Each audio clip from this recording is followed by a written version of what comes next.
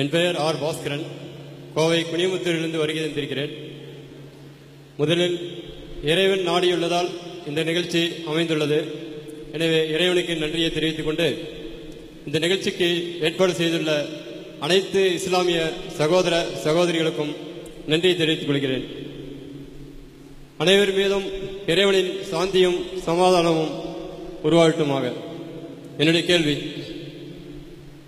திருமண நிகழ்ச்சி, அதாவது இஸ்லாமிய திருமண நிகழ்ச்சியில் ஒரு ஆண் பெண்ணிடமிருந்து வரதட்சணை வாங்காமல் ஒரு ஆண் பெண்ணுக்கு வரதட்சணை கொடுத்து திருமணம் செய்ய வேண்டும் என்று கேள்விப்பட்டிருக்கிறேன்.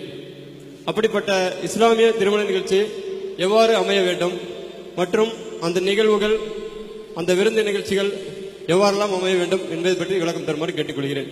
வாய்ப்புக்கு நன்றி. அது என்ன இருக்கிறாங்கன்னு கேட்டால், ஒரு திருமணம் என்பதற்கு இஸ்லாமிய அடிப்படையில் என்னவெல்லாம் இருக்க வேண்டும். பொதுவாக முஸ்லீம்கள் செய்கிறாங்கல்ல திருமணம், அது எல்லாமே இஸ்லாமிய திருமணம் நினைச்சிடக்கூடாது.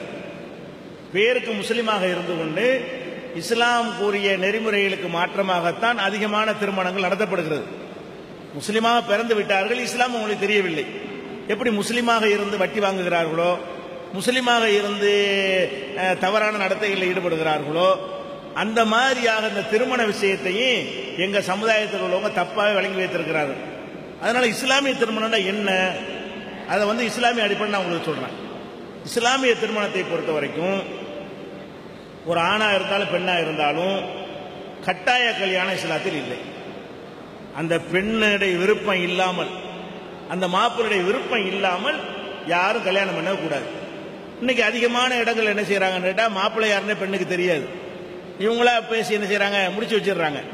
நபிகள் நாயகம் அவங்களுடைய காலத்தில் ஒரு பெண்மணி வர்றாங்க, நபிகள் நாயகமே, என்னுடைய தகப்பனார் எனக்கு ஒருத்தரை கல்யாணம் பண்ணி வைத்து விட்டார், அவர் எனக்கு பிடிக்கல அப்படின்னு கம்ப்ளைண்ட் பண்றாங்க. அப்போ உன்ட்ட அனுமதி கேட்கலையா? கேட்கல. அப்படியானால் திருமணம் இல்லை, திருமணம் ரத்து செஞ்சிடறாங்க. பெண்ணுடைய சம்மதம் இல்லாம கல்யாணம் பண்ணி வைத்தால் அந்த திருமணம் செல்லாது, அது திருமணமே இல்லை. அப்ப திருமணத்துடைய முக்கியமான அம்சம் என்னவென்று கேட்டால், பெண்களுக்கு அந்த உரிமையை கொடுக்கணும். இன்னார் தான் மாப்பிள்ளை, உனக்கு பிடிச்சிருக்குதா, போட்டோவை காட்டியோ நேர கூட்டு காட்டியோ சந்திக்க வைத்து அதை ஒப்புக்கொண்ட பிறகுதான் கல்யாணம் செய்ய வேண்டும். இதுல நிறைய ஊர்கள் இஸ்லாமியர்கள் கடைப்பிடிக்கிறாங்க, ஓரளவுக்கு என்ன செய்யறாங்க, கடைப்பிடிக்கிறாங்க. கடைசி நேரத்தில் தப்தரை கொண்டு போகும்போது அந்த பெண்ணு கையெழுத்து போட்டாதான் திருமணமே செல்லும், மறுத்துட்டா செல்லாது. இது ஒரு விஷயம். அடுத்ததா என்னன்னு கேட்டா, இந்த திருமணத்திற்கு தாலி கட்டணும்னு நினைக்கிறாங்கல்ல, தாலி கட்டுறது இந்த மாதிரி சடங்குகள் இஸ்லாத்தில் கிடையாது. திருமணம் என்பது இஸ்லாமிய நம்பிக்கை பிரகாரம் வாழ்க்கை ஒப்பந்தம், ரெண்டு பேரும் சேர்ந்து செய்து கொள்ளக்கூடிய ஒரு அக்ரிமெண்ட். அக்ரிமெண்ட்டுக்கு என்ன செய்யணும்னா, வாய்மொழியாக எழுத்து வழியாக கொடுத்தாதான் அக்ரிமெண்ட் ஆகும். ஒரு நூலை கட்டுவதனால அக்ரிமெண்ட் உருவாகாது. என்ன அக்ரிமெண்ட்? நான் இவளை மனைவியாக ஏற்றுக்கொள்கிறேன், நான் இவரை கணவனாக ஏற்றுக்கொள்கிறேன் என்று ரெண்டு பேரும் ஒரு அக்ரிமெண்ட் போட்டு வாய்மொழியாக அதை சொல்லி முடித்த உடனே என்ன செய்யும், திருமணம் நிறைவேறும். இன்னாருடைய மகள் இன்னாரை அவருடைய பரிபூர்ண சம்மதத்தோடு நான் திருமணம் செய்து கொண்டேன் ஒரு மாப்பிள்ளை சொல்லுவார், முடிஞ்சு கல்யாணம். அவ கல்யாணத்துக்கு புரோகிதர் வேண்டியதில்லை, மத குருமார்கள் இருந்து செய்ய வேண்டிய தேவை கிடையாது. ரெண்டு குடும்பத்தார் இருந்து இந்த அக்ரிமெண்ட் செய்து கொள்ளலாம், பெண் வீட்டார் மாப்பிள்ளை வீட்டாரும். இப்படித்தான் இஸ்லாமிய திருமணம், சுயமரியாதை திருமணங்கிறாங்கல்ல, அதை விட ஒரு சிக்கனமாக இந்த திருமணம் இருக்கிறது. அதுபோக திருமணத்திற்கு ஆண் பெண்ணுக்கு மகர் கொடுக்கணும். அந்த பெண்ணுக்கு தான் பாதிப்பு அதிகம். என்னதான் இருந்தாலும் நாளைக்கு திருமண உறவு முறிஞ்சு போச்சுன்னு வைங்க, இவனுக்கு நாளைக்கே பொண்ணு கிடைக்கும், ஆம்பளைக்கு. நாளைக்கு ஒரு பெண்ணுக்கு மாப்பிள்ளை கிடைக்காது. கன்னி பெண்ணா இருப்பவர்களுக்கே மாப்பிள்ளைகள் தட்டுப்பாடா இருக்கிறது.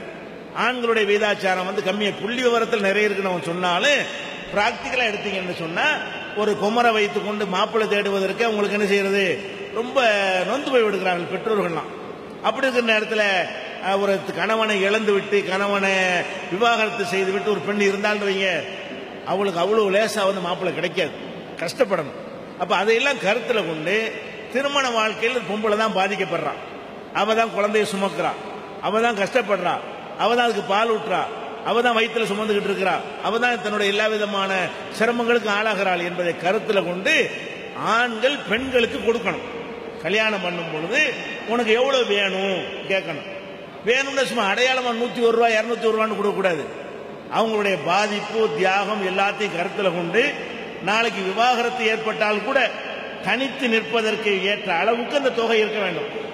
இதை சொல்வதாக இருந்தால் இப்போ அரபு நாடுகள் எல்லாம் போனீங்கன்னு சொன்னா ஒரு ஆம்பளை கல்யாணம் பண்ணுவதாக இருந்தால் பெண்கள் 5 லட்சம் ரியால் கேட்பாங்க. குறைஞ்சது 5 லட்சம். ஒரு ரியால் இப்போ எவ்வளவு? 5 ரூபாயா? 15 ரூபா. 75 லட்சம் ரூபாய் ஆகுது. ஒரு பெண்ணு கல்யாணம் பண்றதா இருந்தா 75 லட்சம் ரூபாய் எண்ணி வை. எங்க கேட்கிறா? அரபு நாட்டில் கேட்கிறாங்க. அதை கொடுத்தா அவன் கல்யாணம் பண்றான். கொடுக்க முடியல என்று சொன்ன அரசாங்கம் அவனுக்கு மானியம் கொடுத்து நீ முறையா அந்த பெண்ணுக்குரிய தொகையை கொடுத்து கல்யாணம் பண்ணு சொல்லுது. அரசாங்கத்தில் அவனுக்கு கல்யாணத்துக்கு மானியம் கொடுப்பாங்க. அந்த மானியத்தை வாங்கி என்ன செய்வான் அவன்? 75 லட்சம் ரூபாய், 1 கோடி ரூபாய், 2 கோடி ரூபாய். ஒரு பெண்ணை வைத்திருந்தால் ஒரு கல்யாணத்தை வச்சு அவனுக்கு 1 கோடி ரூபாய் வந்து கோடீஸ்வரி ஆயிடுவான். ஒரு கல்யாணத்தை வச்சு மல்டி மில்லியனர் அந்த மாதிரி ஆயிடலாம். அந்த மாதிரி எல்லாம் கொடுத்து கல்யாணம் செய்கிறார்கள். ஆனா எங்க நாட்டில், இங்க தமிழ்நாட்டில், இந்தியாவில் எடுத்துக்கிட்டீங்கன்னு சொன்னா எங்க மக்கள் அதை மறந்துட்டாங்க. பெண்கள்கிட்ட வரதட்சணை கேட்கிறாங்க. எவ்வளவு நகை போடுவீங்க, எவ்வளவு ரூபா தருவீங்க, கார் தருவீங்களா, வீடு தருவீங்களா, கம்பெனியில் பங்கு தருவீங்களா, வெளிநாட்டுக்கு அனுப்புவீங்களா, இப்படி பலவிதமான பேரங்கள் பேசிக்கிட்டு இருக்கிற காரணத்தினால இந்த மகருங்கிறது இப்ப இல்லை, ஃபார்மாலிட்டியா பண்றாங்க. நாங்கள் தமிழ்நாடு தௌஹீத் ஜமாஅத் மக்களுக்கு பிரச்சாரம் பண்ணி விழிப்புணர்வு ஏற்படுத்திய பிறகு ஒரு 50% மக்கள் மத்தியில் வரதட்சணை ஒளிஞ்சிருச்சு. கேட்கறது இல்லை, வெட்கப்படுறாங்க. ஆனா மகர் ஒரு ஃபார்மாலிட்டியா கொடுக்குறாங்க, போதுமானதை கொடுக்கறது இல்லை. 2000, 3000, 5000, 10,000 கொடுக்கிறார்கள். சக்திக்கு தகுந்தவாறு கொடுக்கறது இல்லை.